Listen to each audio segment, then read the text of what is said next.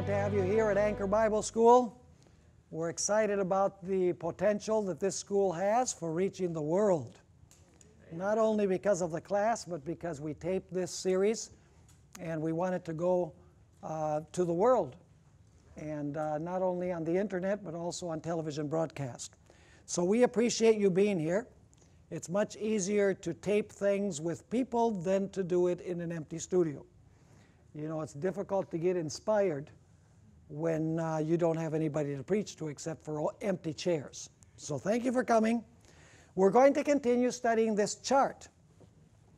Now, when chapter 13 ends, and we'll include chapter 14, 1 through 5, how many groups do you have? Two. You have those who worship the image and receive the mark and the number of the name. And then you have those who are standing victorious on Mount Zion, right? But of course the question comes up, what is it that led the two groups to be on one side or the other? Why did one group decide to be on one side and the other group decide to be on the other side? We don't have a clear reason for that in chapter 13. So now we come to chapter 14 and verse 6. What do we have in chapter 14 and verse 6? The three angels' messages. Interesting. Three angels are sent from heaven to preach to the world. And they preach, first of all, they were to fear God. They preached the everlasting gospel. They were supposed to fear God, give glory to Him, because the hour of His judgment has come, and that the world is supposed to worship the Creator. Right? That's the first angel's message. The second angel's message says, folks, if you're in Babylon where that is not practiced, get out. See, the three angels' messages are sequential.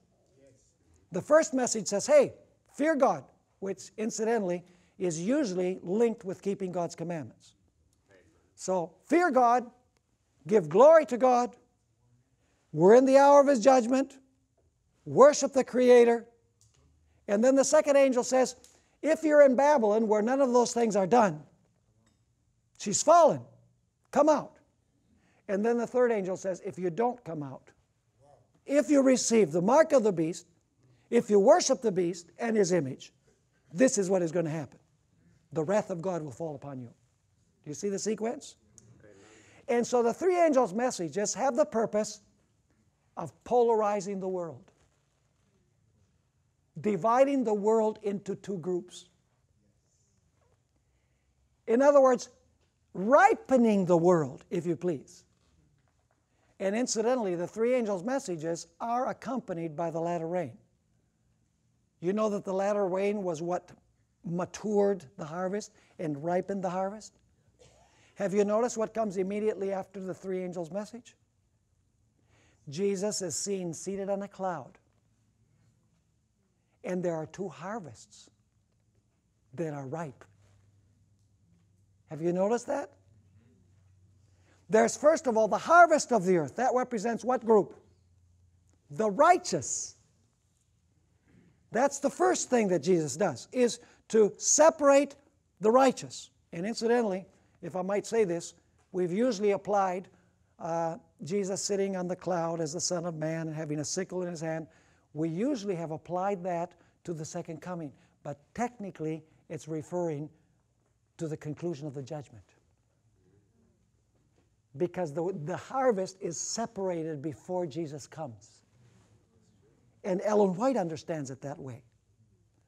And so the Jesus sitting on the cloud as the Son of Man, with a crown on His head, and with a sickle in His hand, He's going to harvest the earth because the harvest is right and the grapes are ripe. Let me ask you, what is it that ripened the harvest and the grapes? The three angels' message. And what accompanied the three angels' message? The latter rain. Are you following me? And so we know now what it is that it divided the two groups. The group in chapter 13 and the group that stands victorious at Mount Zion. We know that the three angels' messages polarize the world into two groups. Follow me? Now, you have Jesus, puts in his sickle, harvests the harvest of the earth, the righteous, because the righteous are the first to be judged. And then he puts in his sickle, and he harvests the grapes of the earth, represents the wicked. And then the grapes are thrown into the winepress. And where is the winepress? If you've read Revelation 14, 18 to 20, the winepress is outside the city. Which city? Jerusalem. And who is in Jerusalem? The saints. Literally or spiritually? Spiritually. Because when you accept the three angels' messages, you are first in Jerusalem spiritually, and then you will be literally. Are you understanding the principle? So in Revelation 14, where it says that, the righteous are inside the city, by the way, it doesn't give the name of the city. But later on, we're going to find that it's Jerusalem. Citizens of the New Jerusalem. By accepting the three angels' message, they become citizens of the New Jerusalem. They're in Jerusalem. Not physically, but spiritually. Outside the city are the grapes in the winepress. What do you suppose the grapes are doing out there outside the holy city? Why are they there? On vacation? No. If you go to Joel chapter 3, which is the root prophecy, it speaks about the nations gathering around Jerusalem to attack it. And then it speaks about the winepress there. This comes from Joel chapter 3. So why are the wicked in the winepress outside the holy city? What is their intention? Their intention is to attack and destroy the remnant who are spiritually in Jerusalem. Is this happening worldwide? Yes. This is worldwide. Because in Joel it says that the harvest is in the valley of Jehoshaphat. But when you come to Revelation 14, Jesus has said, harvest the earth. So Revelation 14 universalizes what we find in the book of Joel. In Joel, it's the valley of Jehoshaphat. In Revelation, it is the harvest of the earth. The vintage of the earth. In other words, the three angels' message is divide the world into two groups.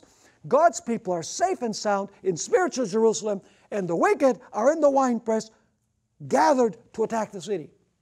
But you know how chapter 14 ends?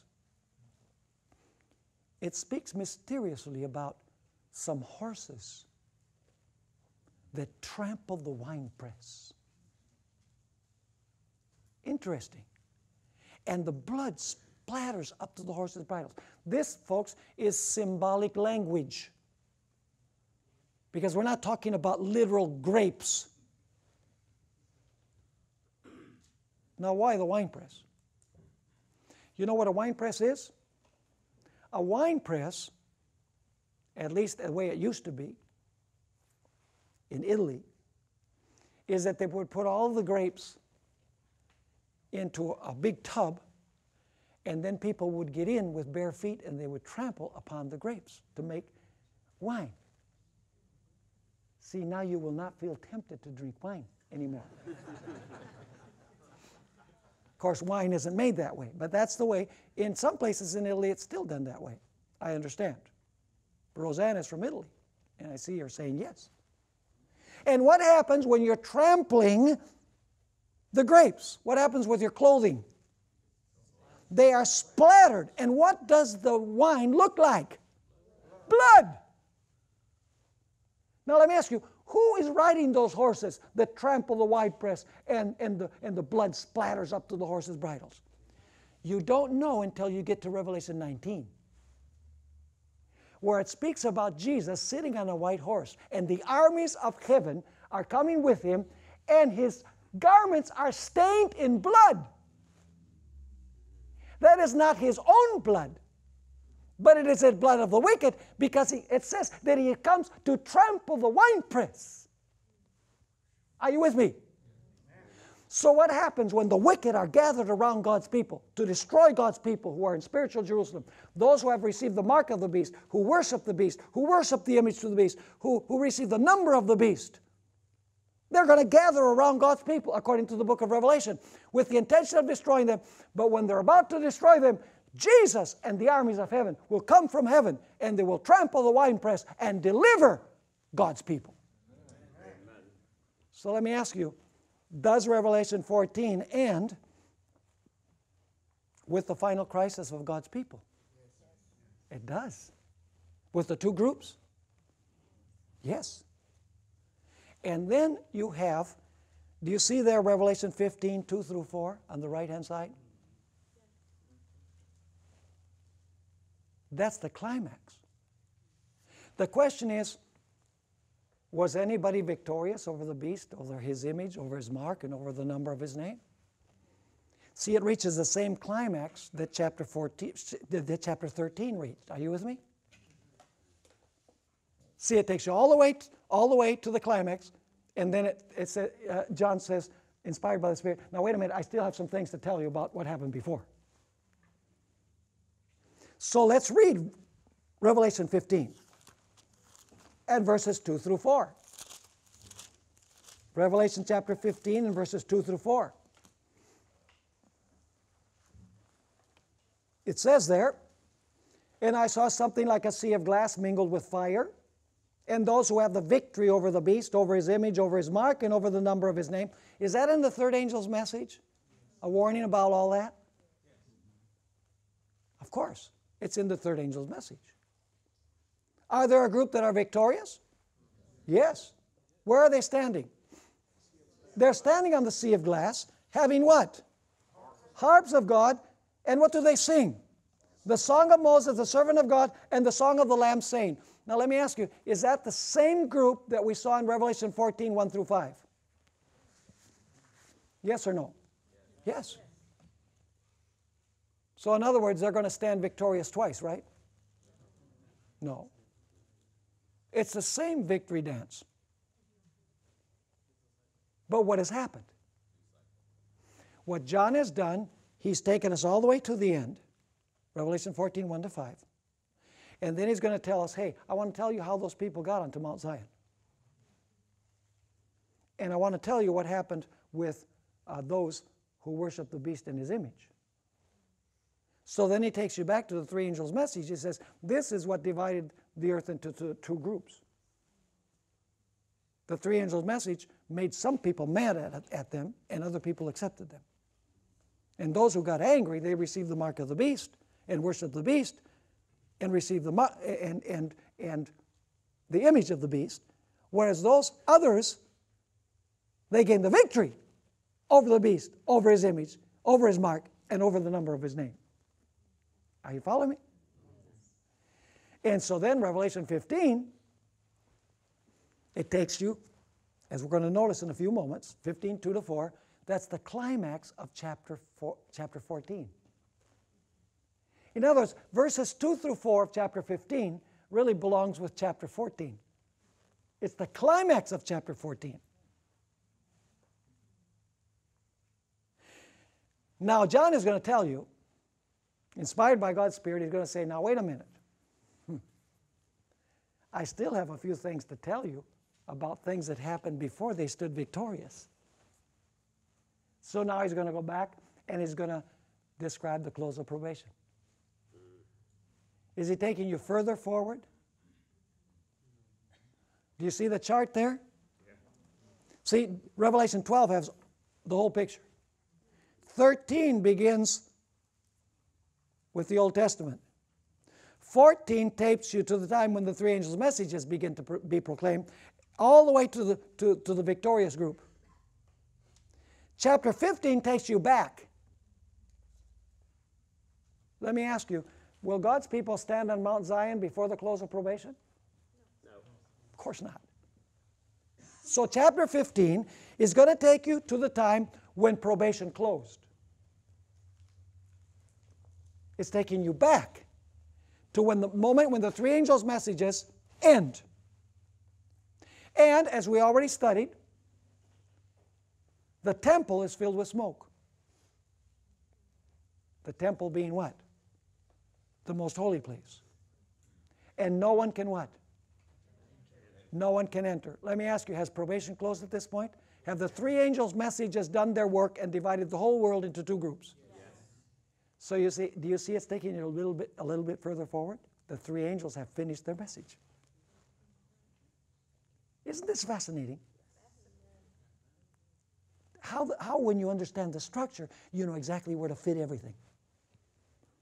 If you don't, you say, now wait a minute, how can they be on Mount Zion before the close of probation? You know, how can they be victorious in chapter 14 before the three angels' messages are proclaimed? The fact is they're not. The fact is that you have this phenomenon of taking you all the way forward, then back.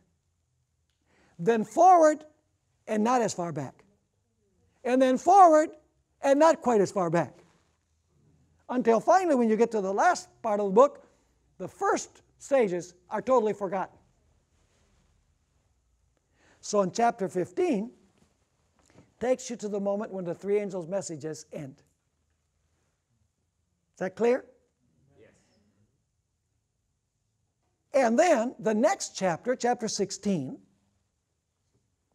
after probation closes, after a short period of time, what is poured out? The plagues. Is that taking you a little bit further forward than the close of probation? Yes. It's taking you a little further. And chapter 16 gives you all of the 7 plagues. However, there are 3 plagues that are particularly important for God's people. We're going to notice in our study this afternoon or tomorrow, depending on how fast we go. We might have to have 2 sessions tomorrow, but anyway. We're going to notice in our study tomorrow that when you get to the plagues, the first 4 plagues, God's people are in jeopardy. I call them jeopardy plagues. In other words, God's people, the lives of God's people are in danger. And the wicked are filled with rage. But when you get to plagues 5, 6, and 7, those are called deliverance plagues. Because during those 3 plagues, God's people are no longer in danger. In fact, when the 5th plague of darkness falls, the politicians of the world, the civil rulers of the world, are going to wake up. And the multitudes that have been deceived by counterfeit religion are going to wake up. And they're going to say, you guys deceived us. And their rage for God's people is going to be forgotten. Like after the millennium with the devil. With the multitude. See, first of all, they're focused on the holy city after the millennium. To destroy those who are inside the city. But when God shows them who is the real guilty party, they turn on the devil. Same is going to happen before the millennium. The people who go to church now and they just glorify their preachers and they say, oh, this is so wonderful, this futurism that we're going to heaven before the rapture. Oh, we can have our cake and we can eat it too. Isn't this wonderful? And they preach a prosperity gospel and just make yourself rich. God wants you to be rich in this world. And He wants you to be psychologically happy. And all those who have soothed the feathers of people, someday they will have to render an account. And they will not render it only to God. They will render it to their religious leaders. To the people that they deceived will turn against them. That's a drying up of the Euphrates. We're going to study that.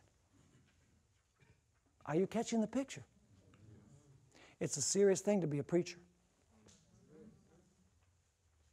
Very serious. Because God will hold us more accountable than anyone else. Because where great light is given, much is demanded. And so if there's any preachers out there where your focus is having a big ministry and getting lots of money, and being very popular, think twice. The popularity and the money will last now, but reckoning day will come. And it will not be God who will do it. It will be those who most admired them who will do the work. Amazing. So you have the first 4 plagues, jeopardy plagues. We'll study this. And the last 3 plagues are deliverance plagues. Because during the last 3 plagues, once the darkness hits and God's people are in light, the wicked multitudes, and God is going to show His law in the heavens, and He's going to show that the Sabbath was still binding. Psalm 50 tells us that. Then the wicked are going to say, you told us they were the bad guys. Now we know who the real bad guys are. And so the rage will no longer be focused on God's people. God's people will be safe. In fact, at that point, we'll have the special resurrection of those who died in the message of the third angel. And God's living saints will be glorified. And so you have all of the plagues in chapter 16. But then, you'll notice that there's something significant about plagues number 6 and 7. And so in chapter 17, God through John says, now wait a minute, I already gave you all of the plagues up to number 7, but I have something to tell you more about number 6 and 7. And so in chapter 17 and 18, what he does is he goes back and he amplifies plagues number 6 and 7. Are you following me? And you know, this won't make a lot of sense to you right now because we haven't studied it.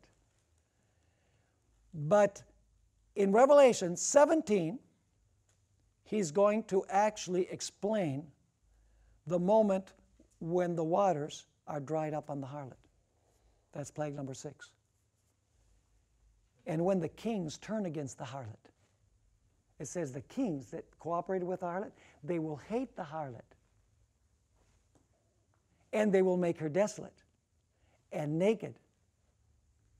And they will burn her with fire. That's a way of saying that they're going to really be mad at her. So they better be very careful about linking up with religion.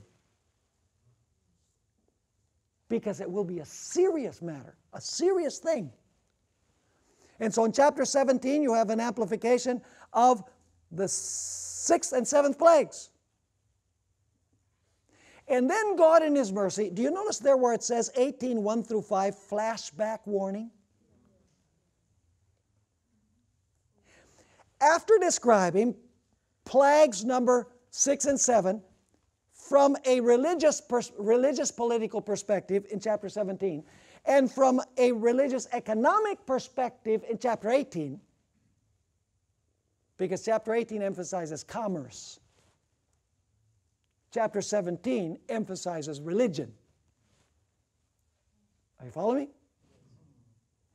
After you have the picture in chapter 17 of the 6th and 7th plagues that are going to fall without mercy, then you have chapter 18, 1 through 5. It's the loud cry. Is the loud cry given during the plagues, or is it given before the close of probation? So why is it there? The reason why is because God wants to say, listen, the plagues are going to fall on Babylon. Doesn't the loud cry say, come out of her, my people, lest you partake in her sins and you receive her plagues? So God, after portraying this harlot who fornicates with the kings and is full of the blood of the saints, God says, I've got to warn everybody. I've got to insert a warning. And so in chapter 18, verse 1 through 5, he says, these plagues are going to fall on Babylon. Get out! Are you with me?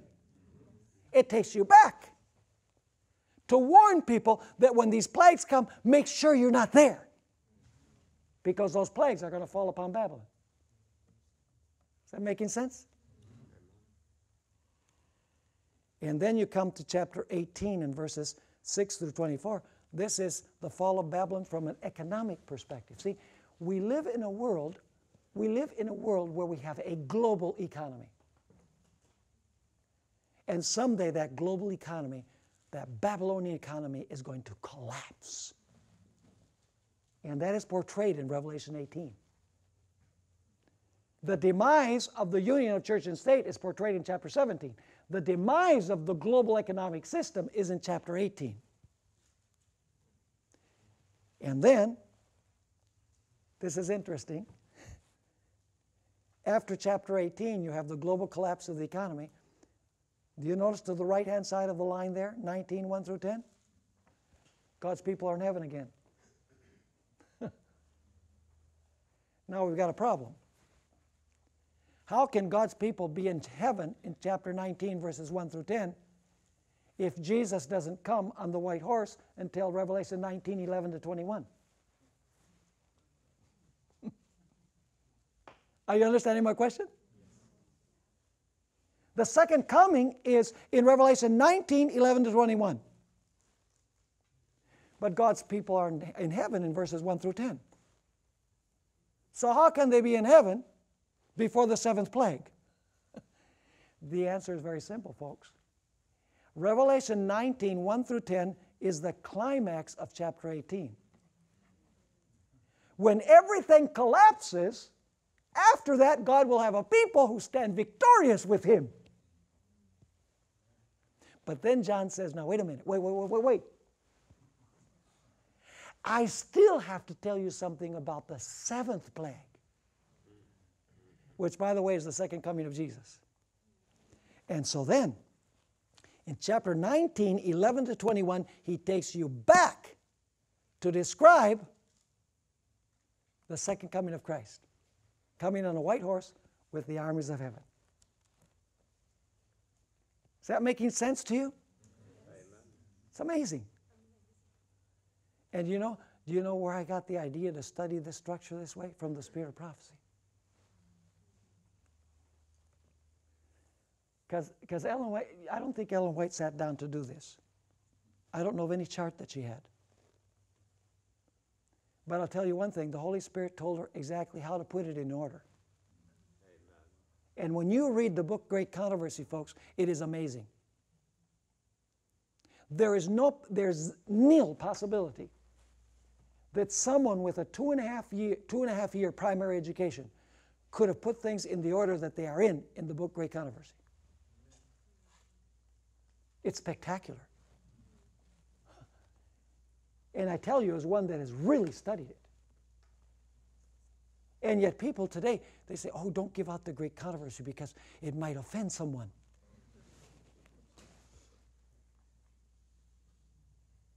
It's interesting. Might offend someone, they say. Well, I suppose God should have told Stephen not to offend Saul of Tarsus. You know what? If something offends someone, it's because it hit a raw spot. I have a church member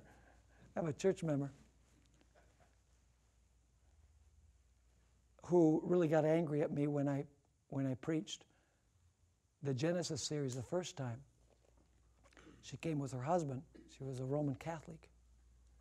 When I spoke about the beast, she quit coming to church, to the series.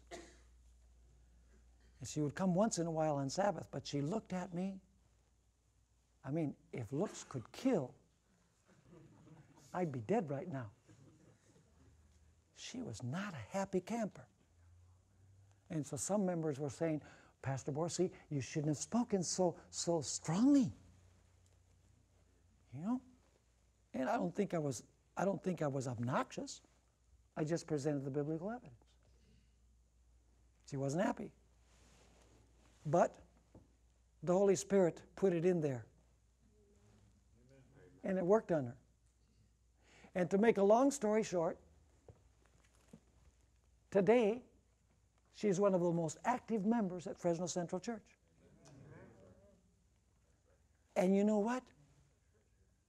A couple of years ago, she sent me a card apologizing for all of the looks.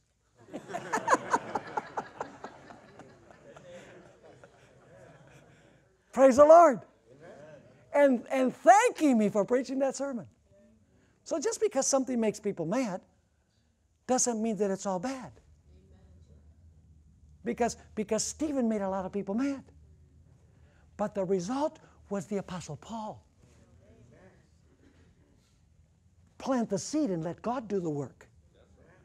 Don't start saying, well, if I say it this way, it might get offended. No. Pray to the Lord that the Lord will show you how to say it, and then say it. And leave the consequences with God. Because ultimately, the buck stops with Him. Or I guess you would say the pound stops with Him. The crusade. No, you don't have crusados anymore, right? In Brazil? What's your currency? Oh, okay. They used to have the cruzeiro. You can tell what century I'm from. So in Revelation chapter 19, verse 11 to 21, you have the seventh plague, the second coming of Jesus, and He comes to trample the winepress. Let me ask you, is this the same climax that we reached in Revelation 14, 18 to 20? The winepress? Yeah. Now you know, now listen carefully, now you know who's riding the horses. Revelation 14 doesn't tell you who's riding the horses that trample the winepress. Revelation 19 does. It tells you that the Word of God is on the horse. And the armies of heaven are coming, and they're coming to trample the winepress. And that's why the garments of Jesus are stained in blood.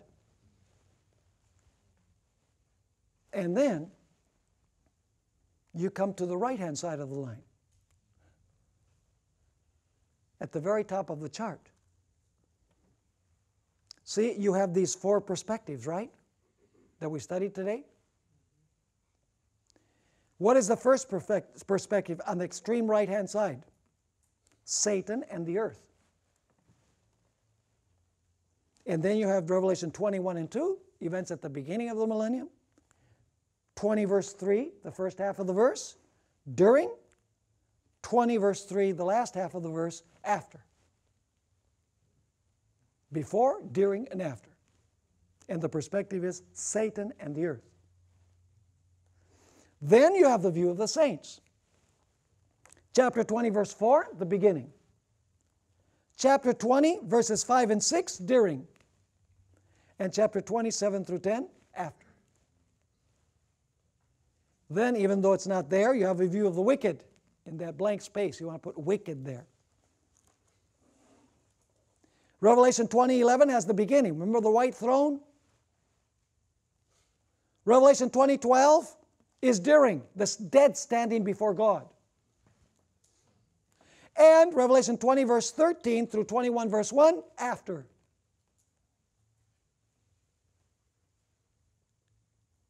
And then you have the fourth outline, and it describes the events after. It says there that the holy city descends from heaven like a bride adorned for her husband. And then you have all of the description of what life will be like with the Lord. He'll be with God's people. No more tears, no more pain, no more sorrow, no more crying. And then at the end it describes that the overcomers are in the city, and it tells you what were the sins that were committed that were in the books that condemn the wicked. And they're cast into the lake of fire. And then at the very top of the chart, you have a new heavens and a new earth.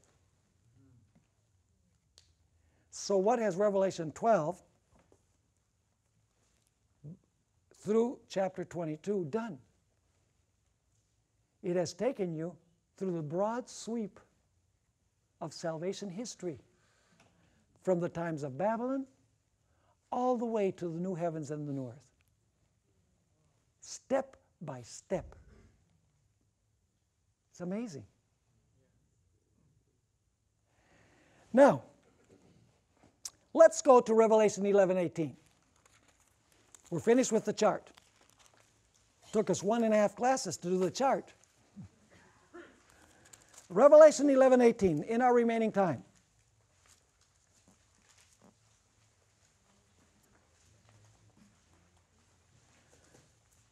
And I actually want to begin at verse 15. Now, those of you who were at prayer meeting, you heard some of this.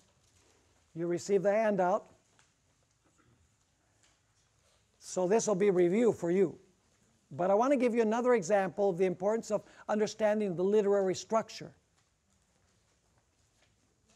Revelation 11, beginning with verse 15.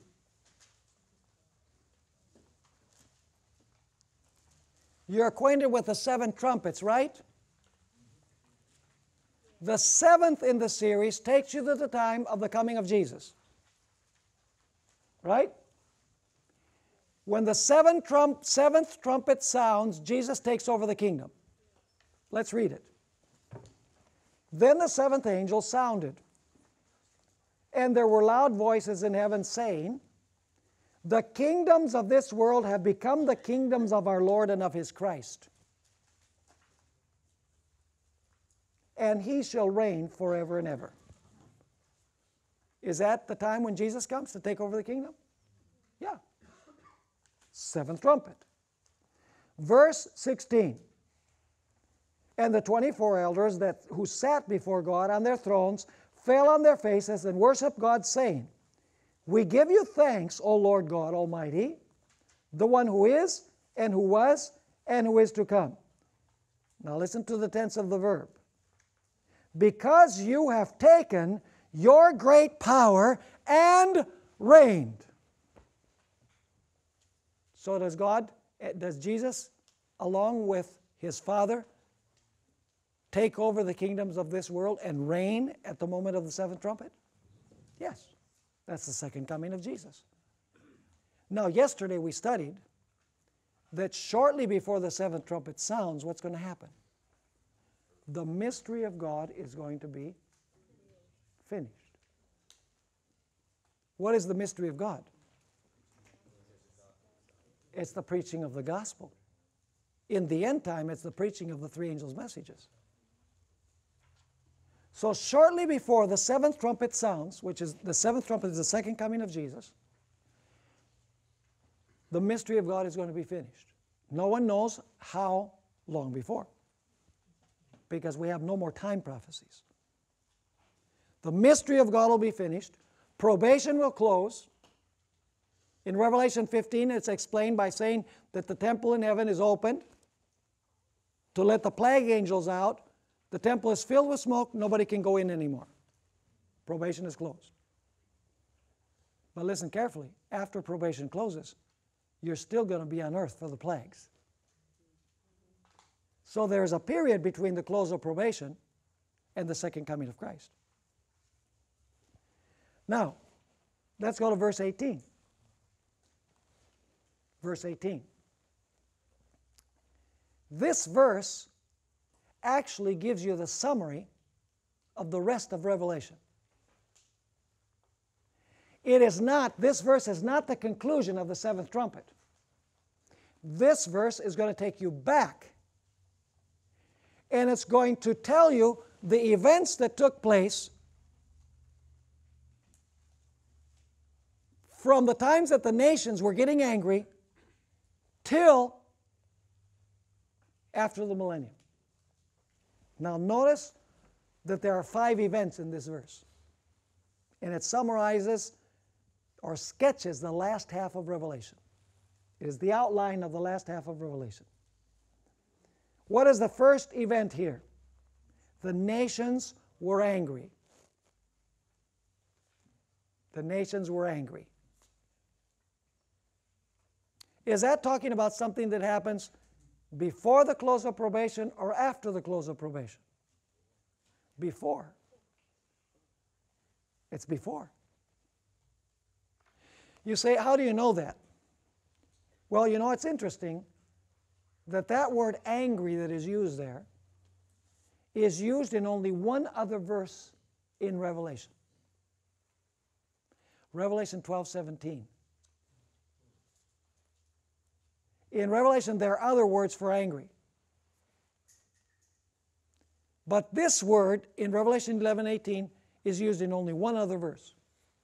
Revelation 12:17. When the nations are angry, who are they angry at? It's not saying, when it says the nations were angry, it's not emphasizing that, Syria doesn't like Israel. That's not the nations were angry. The nations were angry at God's people. Now let me ask you, in Revelation, where is that described? The anger of the nations against God's people. How about Revelation 12? Does Revelation 12 describe the anger? He wants to kill the child, then he wants to kill the woman, and then he wants to kill the remnant. How about Revelation 13? Are the nations angry there? The beast persecutes the saints. And then the beast that rises from the earth, he imposes the mark of the beast and tells people to worship on pain of death. And then in chapter 14 you have this warning message, the three angels' message. And after the message is proclaimed, the wicked are gathered around the city to destroy God's people. So where is the anger of the nations described? In Revelation 12, 13, and 14. Now let's note. Are you with me? Now notice the next point. The nations were angry, and your wrath has come. That's God's wrath. When does God's wrath come? Before or after the close of probation? After. So is the wrath of the nations taking place in post-probationary time? Yes, it is. And where in Revelation is the wrath of God described? In Revelation 15, let's notice the words that are used. Revelation chapter 15.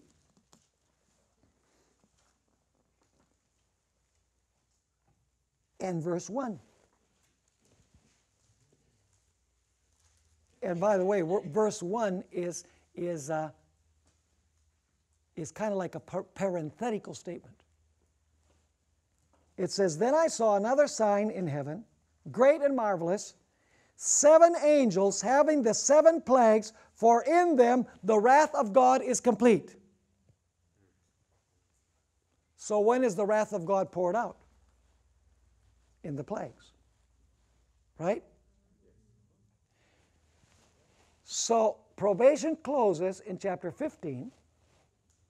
Chapter 16, the plagues are poured out, which is the wrath of God. Chapter 17, 18, and 19 further describe the 6th and 7th plagues. And what is the next event in the sequence in Revelation 11? It says, "And the time of the dead that they should be judged." Which dead? The wicked. You say, now wait a minute, the wicked? Sure. What happens after the wrath of God is poured out in the plagues? The millennium begins. And what happens during the millennium? The wicked are judged. So there you have chapter 20. Are you with me? Huh. What is the next item? The time of the dead that they should be judged, and that you should reward your servants, the prophets, and the saints. So what does God do? The time comes for the judgment of the dead, the wicked dead, but at the same time, what happens with God's people? They're rewarded when Jesus comes. And so you find in Revelation it says, "Behold, I come quickly, and my reward is with me, to give to each according to his work." So the next 2 events have to do with rewarding the wicked by taking them to heaven, and judging the wicked. Giving the reward to the righteous and taking them to heaven, and then judging the wicked who are left behind. And then what's the next event? It says, "And you should destroy those who destroy the earth." When does that take place? After the millennium, when the wicked are thrown into the lake of fire. So what do we have in Revelation 11, verse 18? We have the summary statement that introduces the last half of the book. If you don't realize that, you'll be all messed up. Because chapter 11 and verses 15 to 17 describe the second coming. And then verse 18 takes you back. It says, now I'm going to give you the summary of the rest of the book. And then, listen to this. And then, in verse 19, God is going to give you the starting point for the last part of the book. And what is the starting point? It's in 11:19. 11:19. 11:19 does not come after verse 18. Unless you believe that the investigative judgment takes place after God destroys the wicked. Are you understanding me? Unless you believe that the judgment takes place after the plagues. Verse 19 takes you back to 1844. Takes you back to 1844. And what happens in verse 19? See, Revelation 11:19 is the introduction to the rest of the book. 18 gives you the summary of the events. Chapter 11, verse 19 gives you the starting point for the key historical events of the last half of the book. Is this making sense? And what is it that verse 19 says? Then, and when he says then, it's because it's being shown to him afterwards. Then, the temple of God was opened in heaven. Which temple? The word temple here is the Greek word naos, which in Revelation is used 16 times, and it always refers to the most holy place. So the naos is opened in heaven, and what is seen? The ark of his covenant was seen in his temple.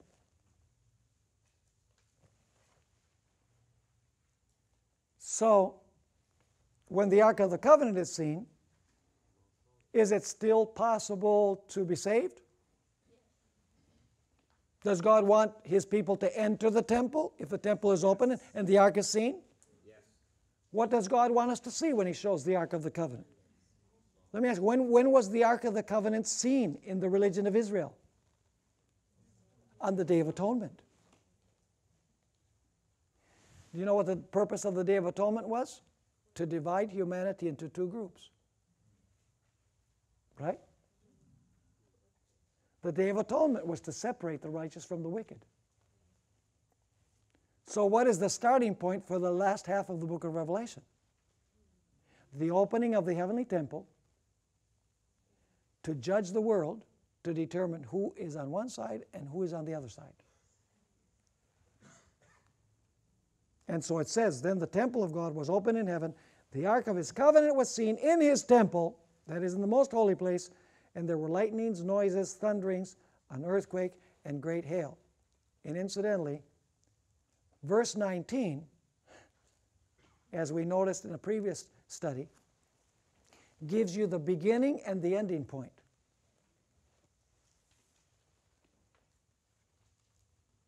It gives you the moment when the series in the last half of Revelation begins, and it gives you also when the series ends. Can you think of another verse where you have these same phenomena, lightnings, noises, thunderings, earthquake, and hail? The seventh plague.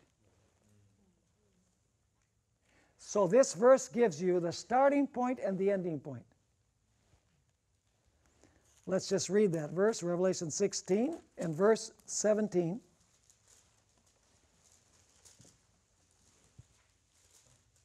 It says there, then the seventh angel poured out his bowl into the air. And a loud voice, so do you hear voices here? Yes. A loud voice came out of the temple of heaven. Is that the same temple that was opened in 1119? Same word. From the throne saying what? It is done. So when the temple opens, that's the beginning. Here, the voice comes from the temple and says what? It could be translated, it is finished. Verse 18. And there were noises and thunderings and lightnings, and there was a great what? Is that the same thing we find in 11:19? Yes. As has not occurred since men were on the earth. And you say, well, what about the hail? Well, notice verse 21. And great hail from heaven fell upon men. So what does 11:19 do? 11:19 says the main emphasis from 11:19 on is going to be the work in the most holy place. And this work in the most holy place will end when God says, it is done. And the same phenomena that are mentioned in 11:19 are then mentioned in Revelation 16 and the last several verses. So you also have to connect text in Revelation with one another. Because Revelation is built on a pattern of repetition. So if it's built on a pattern of repetition, then you have to look for the repetition to enlighten what is said earlier in the book. Are you following me or not? So what I'm saying is that Revelation is a very intricately organized book. There's no human mind that could have devised this. It's just too complex. And you know, you might say, well, it's really nice to know all these things, but isn't it enough just to love Jesus? I believe that there's a lot of people that are going to be in heaven that didn't know any of this. They love Jesus. But you know what? We are a people that are going to live through these things. This is a different generation. You see, people who have died during probationary time, it's a different ball game. Because they didn't live through this. And you know, there's going to be a special resurrection. Just to give you an example, there's going to be a special resurrection of those who died understanding the message of the third angel. Why would God resurrect those individuals who understood the message of the third angel? There's a very specific reason why He doesn't resurrect everybody else who died in the Lord before that. You see, those who died before that, they're going to be raised once Jesus is above the earth. Read Great Controversy 635 to 638. There you have all of the sequence. The righteous who died before the third angel's message was proclaimed, those individuals are going to resurrect after the second coming when Jesus is above the earth. But those who embraced and understood the third angel's message are going to resurrect in a special resurrection when the voice of God delivers His people from death. Amen. When the 144,000 are glorified, those who died in the message of the third angel are going to resurrect in a special resurrection. You say, why would they resurrect? And why not the ones who died before? Do you know why? Because the ones that died before would not have the foggiest idea what's happening.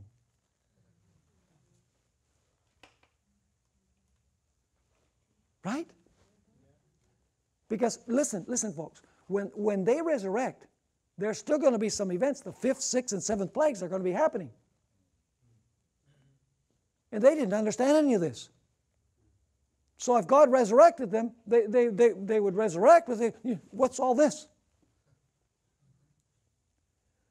But when God's people resurrect, if they die before these events happen, they will know exactly what's transpiring at that moment.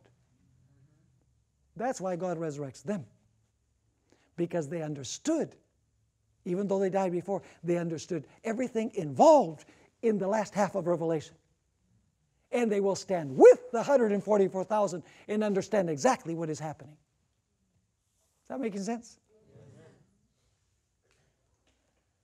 So, the bottom line is that the book of Revelation is a complex book. And it's a beautiful book. And it's a book that we need to know now. Previous generations didn't need to know all of these things, but we do, because we live in a different period. You can't just say, oh, I just love Jesus. Because if that's the case, why did God even give the book of Revelation? Why did he give Daniel? Because he knew that we needed it for this time of history.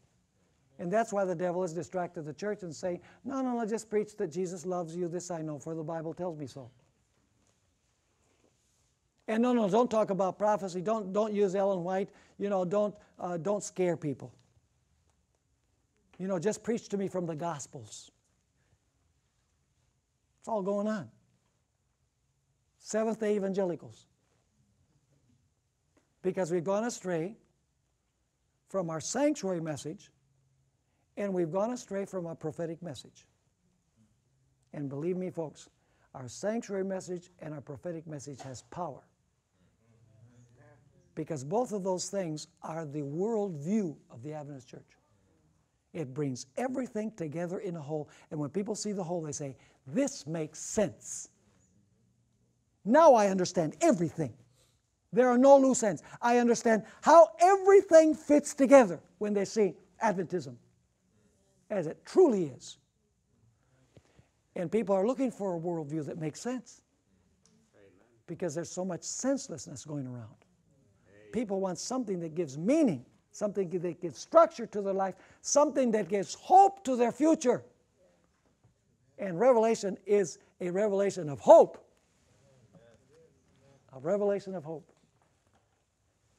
And God has called us and has delivered this wonderful message to us to deliver to the world. What a tremendous privilege we have. And what an awesome responsibility we have after coming to Anchor Bible School. May God use us in a powerful way.